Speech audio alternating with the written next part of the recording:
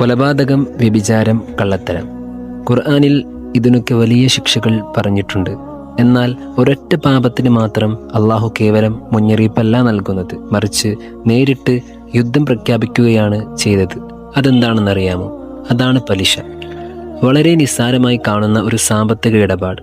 കടം ചോദിച്ചു വരുന്ന പാവപ്പെട്ടവൻ്റെ ഗതികേട് മനസ്സിലാക്കാതെ അവനെ മുതലെടുത്ത് അധികമായി വാങ്ങുന്ന ഓരോ രൂപയും അള്ളാഹുവിൻ്റെ അടുക്കൽ അത്രയും വലിയ പാപമാണ്.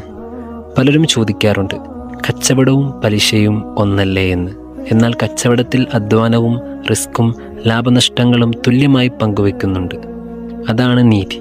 എന്നാൽ പലിശയിൽ കടമെടുത്തവൻ്റെ കുടുംബം തെരുവായാലും ബിസിനസ് തകർന്നാലും പലിശക്കാരന് പണം കിട്ടിയിരിക്കണം.